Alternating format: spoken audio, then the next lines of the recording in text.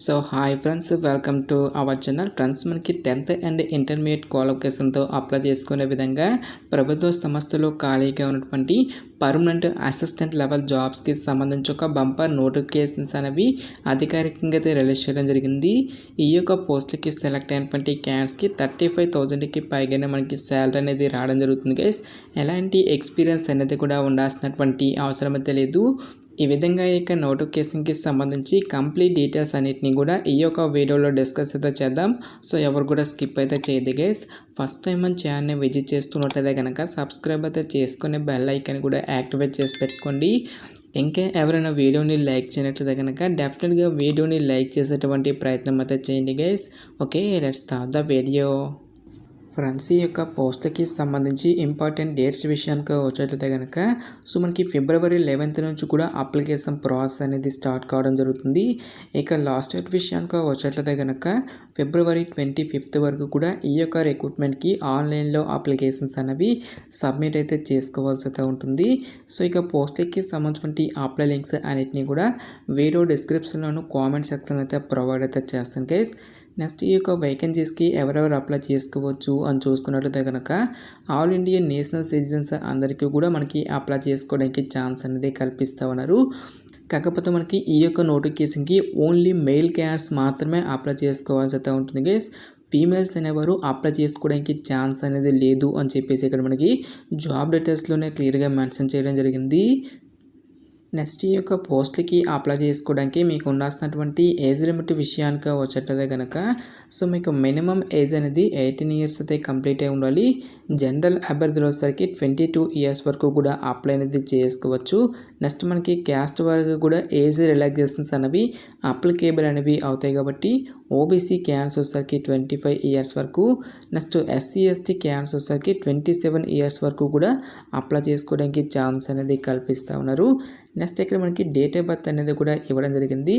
ఎవరైతే September 1st, 2003 నుంచి August 31st, 2007 లోపు జన్మించినటువంటి క్యాండిడేట్స్ మాత్రమే ఈ యొక్క జాబ్స్కి అప్లై చేసుకోవాల్సి అయితే ఉంటుంది. సో పోస్టుల వరకు ఎసెన్షియల్ ఎడ్యుకేషనల్ క్వాలిఫికేషన్ విద్య అర్హత విషయానికి వచ్చేటదే కనుక టోటల్గా మనకి ఈ యొక్క నోటిఫికేషన్ ద్వారా 2 different types ఆఫ్ వేకెన్సీస్ని రిక్రూట్మెంట్ అనేది చేయడం జరుగుతుంది.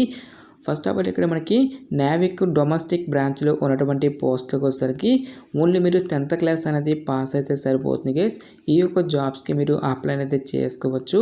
ఎలాంటి ఎక్స్పీరియన్స్ అనేది కూడా ఉండాల్సినటువంటి అవసరం అయితే లేదు. నెక్స్ట్, మనకి జనరల్ డ్యూటీ విభాగంలో ఉన్నటువంటి నావిక్ ఉద్యోగాలకి మీరు అప్లై చేస్తున్నట్లయితే కనుక ఎవరైతే మ్యాథ్స్ అండ్ ఫిజిక్స్ విభాగంలో ఇంటర్మీడియట్ అనేది కంప్లీట్ చేసినటువంటి క్యాండిడేట్స్ మాత్రమే ఈ యొక్క జాబ్స్కి అప్లై చేసుకోవాల్సి అయితే ఉంటుంది. అంటే సైన్స్ విభాగంలో ఎవరైతే ఇంటర్మీడియట్ అనేది కంప్లీట్ చేసినటువంటి క్యాండిడేట్స్ ఉంటారో వాళ్ళు మాత్రమే ఈ యొక్క జాబ్స్కి అప్లై చేసుకోవడానికి ఛాన్స్ అనేది ఉంటుంది. సో క్యాస్ట్ వర్క్ వేకెన్సీస్కి సంబంధించిన డీటెయిల్స్ కనుక చూసుకున్నట్లయితే కనుక జనరల్ డ్యూటీ విభాగంలో వచ్చేసరికి టోటల్గా మనకి 260 వేకెన్సీస్. నెక్స్ట్, డొమెస్టిక్ బ్రాంచ్లో వచ్చేసరికి టోటల్గా మనకి 40 నెంబర్ ఆఫ్ వేకెన్సీస్ని రిక్రూట్మెంట్ అనేది చేయడం జరుగుతుంది. సో ఇక్కడ మనకి ఏ క్యాస్ట్ వరకు ఎన్నెన్ని వేకెన్సీ అనేవి కేటాయించినటువంటి డీటెయిల్స్తో పాటు ఏ జోన్స్లలో ఎన్నెన్ని వేకెన్సీ అనేవి కేటాయించినటువంటి కంప్లీట్ డీటెయిల్స్ అన్నిటిని కూడా మనకి ఇక్కడ నోటిఫికేషన్లో మెన్షన్ చేయడం జరిగింది. అన్ని క్యాస్ట్ల వరకు కూడా వేకెన్సీ అనేవి కేటాయించడం జరిగింది గైస్.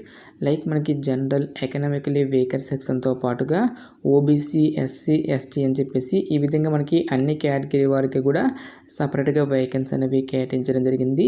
నెక్స్ట్, మనకి ఓపెన్ కేటగిరీలో కూడా ఎక్కువ వేకెన్సీ అనేవి కేటాయించారు కాబట్టి సో ఈ యొక్క విభాగంలో ఉన్నటువంటి పోస్ట్కి మీరు ఏ క్యాస్ట్కి చెందిన వారైనా సరే అప్లై అనేది చేసుకోవచ్చు.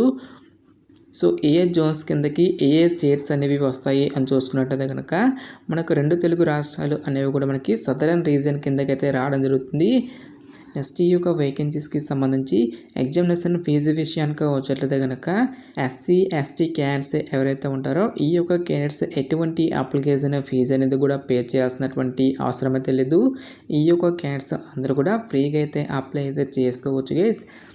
సో రిమైనింగ్ కేటగిరీకి చెందినటువంటి క్యాండిడేట్స్ అందరూ కూడా 300 rupees అప్లికేషన్ ఫీజు అనేది పొందాన్ని ఆన్లైన్లో పే చేయాల్సి అయితే ఉంటుంది. నెక్స్ట్, ఈ యొక్క పోస్టులకి సెలెక్ట్ అయినటువంటి క్యాండిడేట్స్కి మనకి పే స్కేల్ అనేది ఏ విధంగా ఉంటుంది అని చూసుకున్నట్లయితే కనుక సో 2 రకాల ఉద్యోగాలకి కూడా మనకి సెంట్రల్ గవర్నమెంట్ లెవెల్ 3 ప్రకారం సో మనకి బేసిక్ పేనే 21,700 రూపీస్ అనేది పే చేయడం జరుగుతుంది. సో ఇక బేసిక్ పేతో పాటు చాలా రకాల అడ్మిజబుల్ అలవెన్సెస్ అయినా కూడా మనకి పే చేయడం జరుగుతుంది గైస్. ఈ విధంగా అన్ని అలవెన్సెస్ కలుపుకుంటూ మనకి అప్రాక్సిమేట్లీ వచ్చేసరికి 40,000కి పైగా మనకి శాలరీ అనేది రావడం జరుగుతుంది. సో ఇక్కడ మనకి ఏ బెనిఫిట్స్ అనేవి మనకి ప్రొవైడ్ చేస్తారనేటువంటి డీటెయిల్స్ను కూడా మనకి ఇక్కడ నోటిఫికేషన్లో క్లియర్గా ఇవ్వడం జరిగింది. నెక్స్ట్ ఈ యొక్క పోస్టులకి సంబంధించి సెలక్షన్ ప్రాసెస్ అనేది ఏ విధంగా ఉంటుంది అని చూసుకున్నట్టయితే కనుక ఓన్లీ 4 స్టేజెస్లో ఈ యొక్క వేకెన్సీస్కి సంబంధించి సెలక్షన్ అనేది కంప్లీట్ అయితే చేయడం జరుగుతుంది. స్టేజ్ 1లో మనకి కంప్యూటర్ బేస్డ్ ఎగ్జామినేషన్ అనేది కండక్ట్ చేయడం జరుగుతుంది గైస్. సో టాపిక్స్ కనుక చూస్తున్నట్లయితే కనుక డొమెస్టిక్ బ్రాంచ్ పోస్టులకు వచ్చేసరికి టోటల్గా మనకి 16 నెంబర్ ఆఫ్ క్వశ్చన్స్ అనేవి అడగడం జరుగుతుంది. 60 మార్క్స్ 45 మినిట్స్ పాటు కూడా ఈ యొక్క ఎగ్జామినేషన్ అనేది కండక్ట్ చేయడం జరుగుతుంది.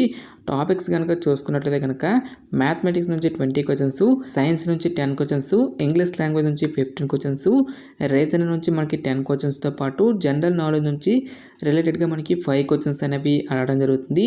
ఓన్లీ 10th క్లాస్ లెవెల్లోనే ఈ యొక్క క్వశ్చన్స్ అనేవి మనకి రావడం జరుగుతుంది గైస్. సో ఇక్కడ మనకి మినిమం క్వాలిఫై మార్క్స్ అనేవి కూడా ఇవ్వడం జరిగింది. జనరల్ ఈడబ్ల్యూఎస్ ఓబీసీ క్యాండిడేట్స్ వచ్చేసరికి 30 మార్క్స్, ఎస్సీ ఎస్టీ కేటగిరీకి చెందినటువంటి క్యాండిడేట్స్ వచ్చేసరికి 27 మార్క్స్ అనేవి తెచ్చుకోవాల్సి అయితే ఉంటుంది.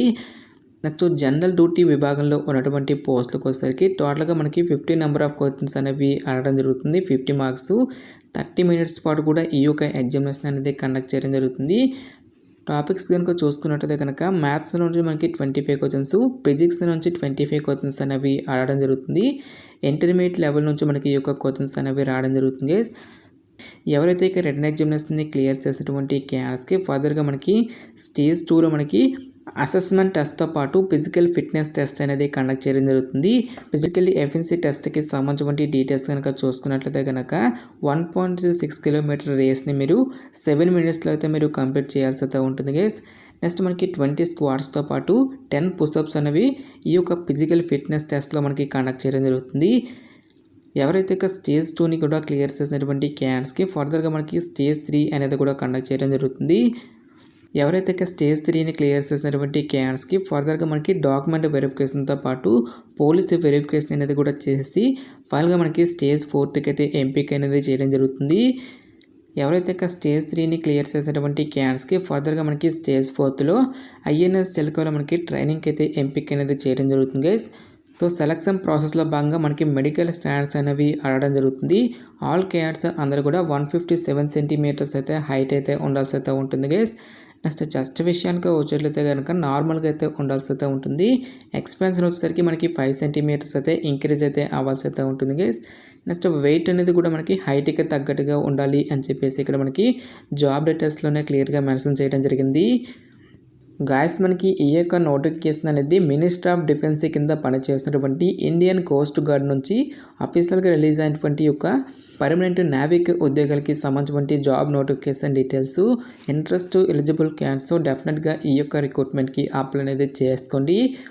సో ఇక పోస్ట్లకి సంబంధించిన లింక్స్ అన్నిటిని కూడా వీడియో డిస్క్రిప్షన్లోనూ కామెంట్ సెక్షన్లో అయితే ప్రొవైడ్ అయితే చేస్తాను గైస్. ఇంకా ఇక నోటిఫికేషన్కి సంబంధించి మీకు ఎటువంటి డౌట్స్ వచ్చినా సరే నాకు కామెంట్ సెక్షన్లో కామెంట్ అయితే చేయండి.